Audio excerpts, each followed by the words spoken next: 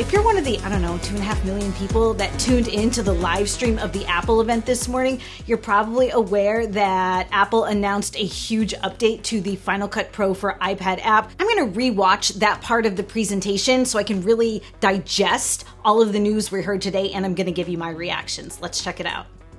So it sounds like with the new chips on the new iPads, the iPad app is going to be way faster. I'll be honest, any editing I've done on the Final Cut Pro for iPad app, I didn't really feel like was super sluggish, but I'm always here for something faster, so I say yes to faster speeds.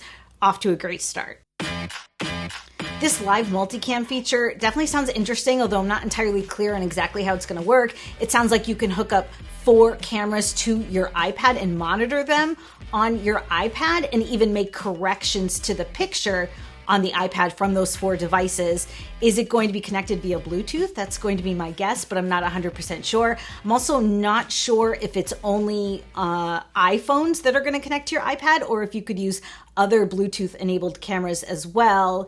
And I'm also not entirely clear, are you switching between the angles and actually like recording this internally onto your iPad, or is this something that you're streaming out, let's say over YouTube or something like that?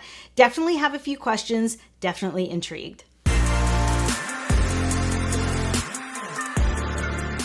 This Final Cut camera app to me is definitely interesting. I love that it's free, and I definitely see a place for this because I actually have some apps on my iPhone that I had to pay for that give me more controls than the native camera app on the iPhone. So I love seeing something from Apple that's designed so perfectly with their built-in camera app to give me more settings and more control. So it sounds like as you're shooting these 4 angles, it's dropping the full clips into Final Cut Pro for iPad. So I guess you could, after the fact, edit it like a multicam clip. I'm still curious if you can live stream through that process as well and not do like a post-production edit. So I'm definitely curious about that one. And now they're showing us that we can finally edit off an external drive on the Final Cut Pro for iPad app.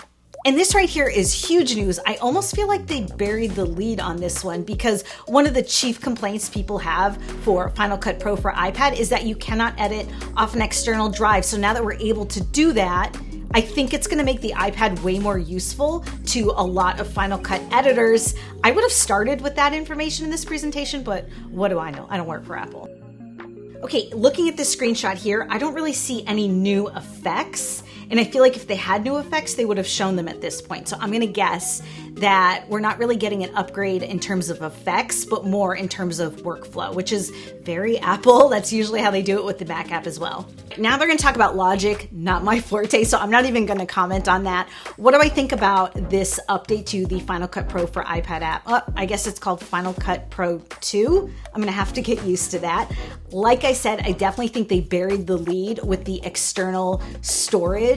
I think that's a huge gripe and a barrier for a lot of Final Cut Pro editors. So I think that's going to get more people excited about the app and this live multicam workflow. The impression I'm getting just from this is that you can't connect other cameras. It really has to be iPhones, but I'm not 100% sure. Of course, as soon as I get my hands on this app, you guys will get a full review from me. Are you guys excited about these updates? What else did you think about the Apple event? I thought that the new pencil looked really cool. Let us all know down in the comments. Thanks for hanging out. I'll see you guys again.